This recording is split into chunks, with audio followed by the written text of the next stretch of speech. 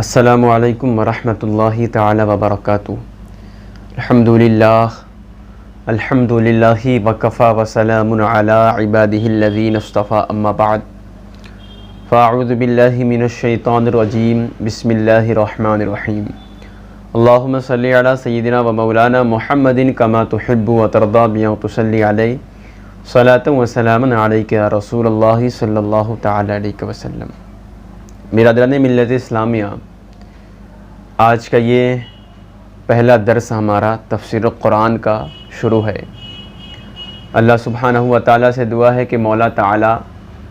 ہمیں جو باتیں بتائی جائیں حق بولنے کی توفیق عطا فرمائیں،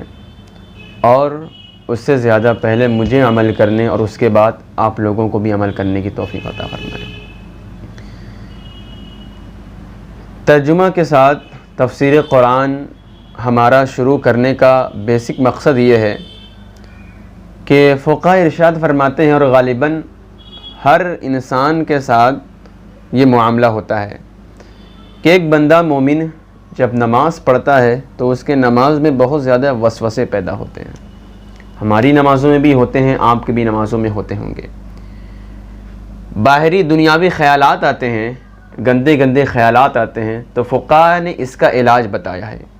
یوں تو بہت زیادہ طریقہ ارشاد فرمایا ہے اور دیگر علاج بتائے ہیں کہ وسوسے نہ آئیں، اس کے لیے کیا کیا جائے، لیکن فقہاء کرام اس سلسلے میں ایک بات یہ بھی ارشاد فرماتے ہیں کہ جو سورہ قرآن کی آیت میں ہم پڑھتے ہیں، چھوٹی چھوٹی سورہ، مثلا سورہ فاتحہ ہر نماز میں ضروری ہے، اسی طرح چھوٹی چھوٹی آیات ہیں تو ان کے معانی کو یاد کر لیا جائے، ان کے ترجمے کو یاد کر لیا جائے۔ تو فقہاء ارشاد فرماتے ہیں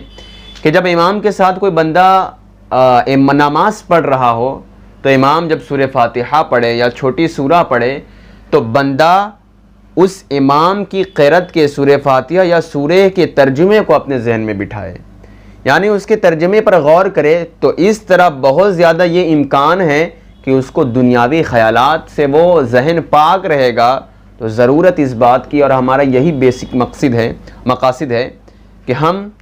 قرآن کی جو سورہ ہم غالباً زیادہ تر نمازوں میں پڑھتے ہیں، چھوٹی چھوٹی سوریں، اس کے ہم تراجم کو، اس کے ترجمے کو پہلے آپ کے سامنے پیش کریں گے، اور آپ کے لیے ضروری ہے ممکن جہاں تک ہو سکے آپ اس کے ترجمے پر غور کریں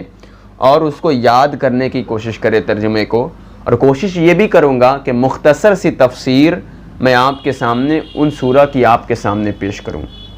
اور یہ ہماری کوشش رہے گی کہ ہم ترجمے کو فقیہ عبقری حضور سیدی اعلیٰ حضرت امام احمد رضا خان فاضل بریلوی رضی اللہ تعالی عنہ کے ترجمے یعنی کنز الایمان ہم آپ کے سامنے پیش کریں گے۔ قرآن پاک آپ جانتے ہیں کہ یہ اللہ سبحانہ و تعالیٰ کی کتاب ہے، اور اللہ سبحانہ و تعالیٰ نے اس قرآن پاک کو اپنے ذمہ کرم میں لیا ہے، اپنی حفاظت میں لیا ہے۔ دنیا کی بے شمار کتابیں آئیں، حتیٰ کہ انبیاء کرام کی کتابیں آئیں، چاہے وہ توریت ہو، زبور ہو، انجیل ہو، کوئی بھی کتاب ہو، وہ آج تک سلامت نہیں ہے۔ ان کی امتوں نے، ان کی قوموں نے ان مصحف میں، ان کتابوں میں بگاڑ پیدا کر دیا، اور ان کے الفاظ، ان کے مصحف کو رد و بدل کر دیا۔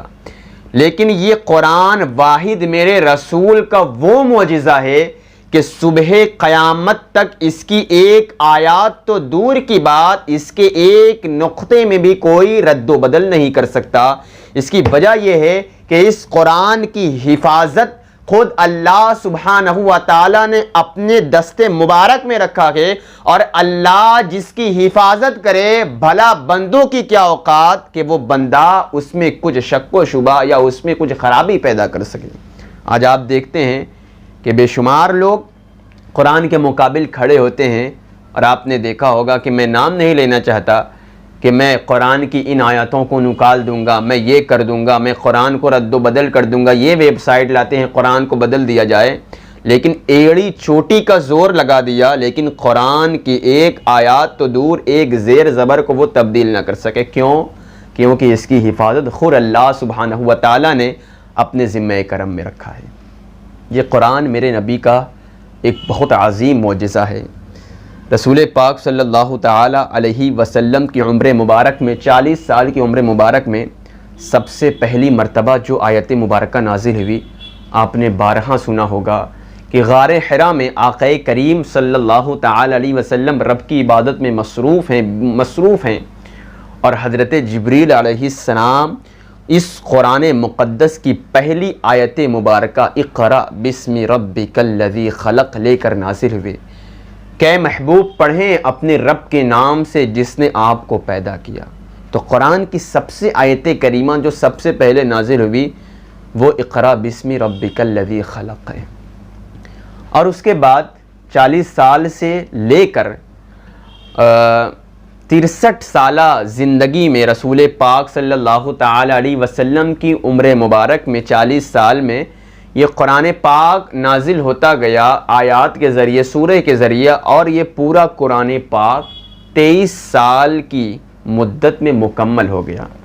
سب سے پہلی جو قرآن کی آیت نازل ہوئی اقرأ بسم ربک الذی خلق تھی، اور سب سے آخری جو آیت نازل ہوئی الیوم اکملت لکم دینکم، یہ آیت مبارکہ تھی۔ کم و بیش 23 سال کی عمر، 23 سال کے عرصے میں یہ پورا قرآن پاک رسول پاک صلی اللہ تعالی علیہ وسلم کے اوپر حضرت جبریل علیہ السلام کے واسطے سے نازل ہوا۔ اب یہ قرآن پاک کا جلال کیا ہے، آپ سماعت کریں۔ اللہ سبحانہ و تعالی ارشاد فرماتا ہے لو انزلنا هذا القرآن على جبل لرأيته خاشعا متصدعا من خشیۃ اللہ۔ اللہ کہتا ہے کہ اگر اس قرآن کو ہم پہاڑ پر نازل کرتے تو پہاڑ ریزہ ریزہ، چور چور، ریزہ ریزہ ہو جاتا رب کی خشیت سے۔ لیکن میرے نبی کی شان دیکھیں کہ وہ قرآن کہ اگر پہاڑ پر نازل کیا جاتا تو پہاڑ چور چور، تباہ و برباد ہو جاتا، چٹانوں جیسا پہاڑ۔ لیکن میرے نبی کا سینہ مبارک کتنا عظیم سینہ مبارک ہے کہ پورا قرآن نازل ہو گیا۔ لیکن رسول کی کیا شان ہے، اللہ سبحانہ و تعالی کیا شان ہے رسول پاک کی۔ وحی کی آثرات حضرت عائشہ صدیقہ رضی اللہ تعالی عنہ بیان کرتی ہیں کہ جب رسول پاک صلی اللہ تعالی علیہ وسلم کے اوپر وحی نازل ہوتی تو ارشاد فرماتی ہیں کہ ایک مرتبہ میں نے اپنے آنکھوں سے دیکھا کہ رسول پاک صلی اللہ تعالی علیہ وسلم کے اوپر وحی نازل ہو رہی تھی، حضرت جبریل علیہ السلام کے واسطے سے قرآنی آیات نازل ہو رہی تھی۔ ارشاد فرماتی ہیں کہ سخت سردی کا موسم تھا، سخت ٹھنڈی کا موسم تھا، جب رسول پاک کے اوپر قرآنی آیات وحی نازل ہوئی۔ اللہ کے رسول صلی اللہ تعالی علیہ وسلم سخت ٹھنڈی میں آپ کے پیشانی مبارک کے اوپر پسینہ تھا۔ یعنی یہ قرآن پاک کا جلال ہے کہ اگر یہ قرآن پاک پہاڑ پر نازل کیا جاتا تو پہاڑ چور چور ہو جاتا۔ قرآن میں خود اللہ کہتا ہے، لیکن وہی قرآن پاک میرے محبوب کے، میرے رسول کے سینے مبارک پر نازل ہوا، اور اللہ سبحانہ و تعالی نے کیا شان انہیں عطا فرمائی ہے۔ تو آج تک یہ قرآن پاک ہم تک چلا رہا ہے، اور صبح قیامت تک یہی قرآن پاک رہے گا، اور کوئی اس میں ایک زیر زبر، ایک لفظ کا بھی تبدیل نہیں کر پائے گا، کیونکہ اس کی حفاظت خود اللہ سبحانہ و تعالیٰ نے اپنے ذمہ کرم میں لیا ہے، اور جس کی حفاظت اللہ لے لے بھلا اس کی انسانوں کی کیا مجال کہ انسان اس کی ایڑی چوٹی کا زور لگا دے، لیکن اس میں کچھ رد و بدل نہیں کر سکتا۔ ہے قول محمد قول خدا، فرمان نہ بدلا جائے گا، بدلے گا زمانہ لاکھ مگر قرآن نہ بدلا جائے گا۔ تو وہی قرآن ہم کوشش کریں گے کہ قرآنی آیات جو چھوٹی چھوٹی سورہ ہے، میں ان سورہ کو آپ کے سامنے پیش کروں گا، اور اس کے ترجمے کو آپ کے سامنے پیش کروں گا، اور مختصر تفسیر آپ کے سامنے بیان کروں گا۔ اچھا، ترجمے تو غالباً سبھی جانتے ہوں گے کہ ترجمے کسے کہتے ہیں۔ عربی میں یہ قرآن پاک نازل ہوا، اور ہم اپنے الفاظ میں، اپنے انداز میں، اپنی زبان میں ہم ترجمے کو سماعت کریں گے، جو ترجمہ اردو ہوتا ہے۔ یعنی قرآن کی جو ایک آیات ہے اس کے ترجمے ہم اردو میں سماعت کر لیں گے۔ اچھا، تفسیر کسے کہتے ہیں؟ تفسیر اسے کہا جاتا ہے کہ بعض مرتبہ ایسا ہوتا ہے کہ قرآن کی ایک آیت ہوتی ہے، ترجمے سے وہ بات واضح نہیں ہوتی، تو تفسیر کا مطلب ہی یہی ہوتا ہے کہ جو راز کو فاش کر دیا جائے، یعنی قرآن میں جو ہیرے جواہر ہیں، جو موتیاں ہیں، جو راز کی باتیں ہیں، تفسیر کے ذریعے اسے کھول کر رکھ دیا جاتا ہے۔ یعنی قرآن پاک میں جتنی پوشیدہ اشیاء ہیں وہ تمام چیزوں کو تفسیر کے ذریعے کھول کر رکھ دیا جاتا ہے کہ یہ آیات کہاں نازل ہوئی، کس وجہ سے نازل ہوئی، اس آیت میں کون مراد ہے، اس آیات میں کس کو مخاطب کیا جا رہا ہے۔ تو تفسیر اسے کہا جاتا ہے کہ تمام رازوں کو، یعنی تمام اس کی مراد کو کھول کر رکھ دینا۔ آج یہ جو قرآن پاک ہے، مصحف، ہمارے سامنے بالکل ترتیب سے ہے، لیکن رسول پاک صلی اللہ تعالی علیہ وسلم کے زمانے میں ایسا نہیں تھا۔ اللہ کے رسول صلی اللہ تعالی علیہ وسلم کے زمانے میں رسول پاک پر ایک آیت نازل ہوتی یا سورہ نازل ہوتی تو صحابہ کرام رضوان اللہ تعالی علیہ مجمعین اس کو حفظ کر لیا کرتے، یعنی یاد کر لیتے، یا پھر بعض صحابہ کرام اس کو لکھ کر محفوظ کر لیا کرتے۔ یہی سلسلہ رسول پاک صلی اللہ تعالی علیہ وسلم کے زمانے میں تھا کہ اللہ کے رسول صلی اللہ تعالی علیہ وسلم کے اوپر آیات نازل ہوتی تو بعض صحابہ کرام حفظ کر لیا کرتے، اس کو یاد کر لیا کرتے، اور بعض صحابہ کرام اس کو لکھ کر محفوظ کر لیتے۔ اور یہ جو آج قرآنی آیات سورہ ترتیب سے ہیں، رسول پاک نے ہی ارشاد فرمایا کہ ان سوروں کو، اس آیات کو کس سورے میں ڈالنا ہے اور ان آیات کو کون سی سورے میں ڈالنا ہے، یہ جو آج ترتیب ہے رسول پاک صلی اللہ تعالی علیہ وسلم کے فرمان کے مطابق رسول نے جیسا ارشاد فرمایا تھا کہ یہ آیت اس سورے میں ڈالنا ہے اور یہ سورے اس کے بعد لکھنا ہے، یہ سورت اس کے بعد لکھنا ہے۔ اسی طرح یہ مصحف یکتا نہیں رہا بلکہ ادھر ادھر ٹکڑوں میں بٹا ہوا تھا۔ حضرت ابو بکر صدیق رضی اللہ تعالی عنہ کے زمانے میں غالباً ایک جنگ ہوئی تھی، جنگ یمامہ جس کا نام ہے۔ اس جنگ میں ایسا ہوا تھا کہ بعض صحابہ کرام، جید صحابہ کرام جن کو قرآن پاک محفوظ دل میں تھا، یعنی حفظ زبانی یاد تھا، اس جنگ میں بعض زیادہ تر صحابہ کرام جو جید تھے وہ شہید ہو گئے تھے۔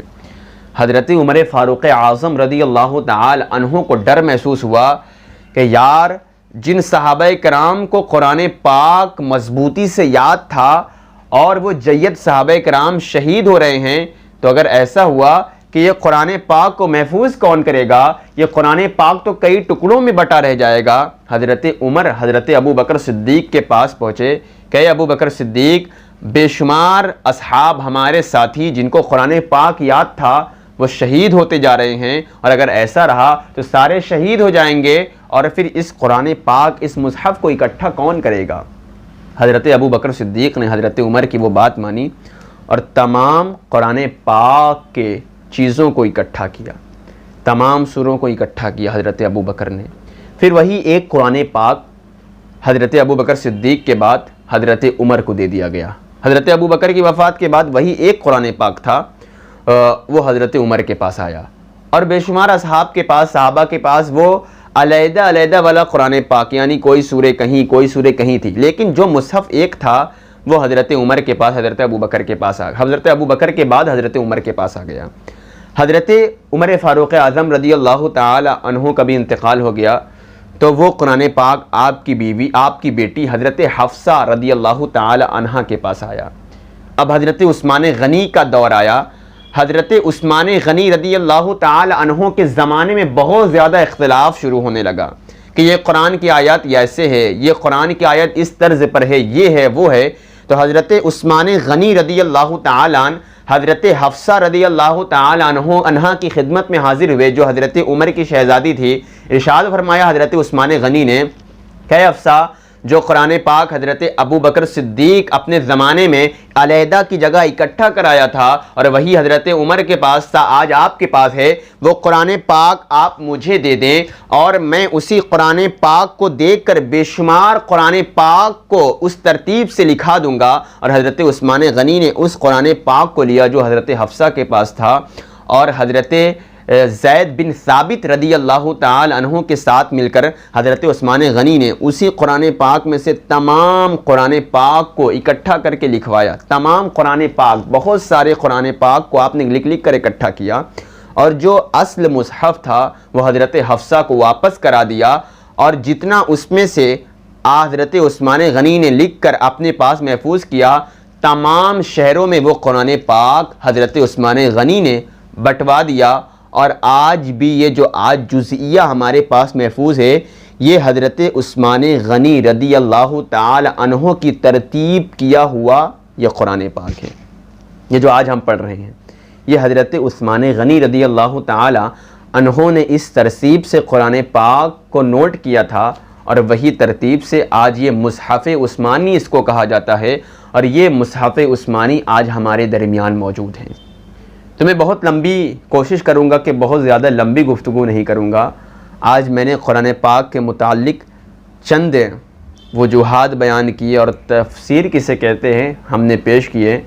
اگلے دن سے کل سے انشاءاللہ ہم سورہ فاتحہ کی، اور جو غالباً زیادہ تر ہم سورہ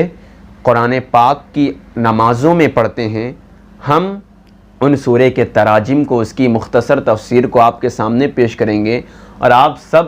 یہ کوشش کریں گے کہ آپ ان ترجمے کو اپنے ذہن میں بٹھا لیں۔ یعنی آپ کو غالباً سورہ تو سب کو یاد ہوتی ہے، سب کو سورہ یاد ہوتی ہے نماز میں پڑھنے کے لیے، اگر آپ ترجمے کو یاد کر لیں گے تو فقہاء ارشاد فرماتے ہیں کہ اگر آپ امام کے ساتھ نماز پڑھ رہے ہیں، آپ کو خیال آتا ہے تو آپ اس کے ترجمے پر غور کریں، ترجمے پر آپ نظر کریں، آپ ترجمے کی طرف دماغ لگائیں، تو ضروری ہے کہ غالباً یہ ممکن ہے کہ آپ وسوسوں سے محفوظ رہیں گے۔ اور آپ سب سے گزارش ہے کہ آپ اس پیغام کو زیادہ سے زیادہ نشر کریں، اور زیادہ سے زیادہ اس کو آگے تک بھیجیں، تاکہ اس پیغام کو زیادہ سے زیادہ لوگ سنیں، اور اللہ سبحانہ و تعالی سے دعا ہے کہ مولا ہمیں کہنے اور سننے سے زیادہ عمل کرنے کی توفیق عطا فرمائے۔ السلام علیکم ورحمۃ اللہ۔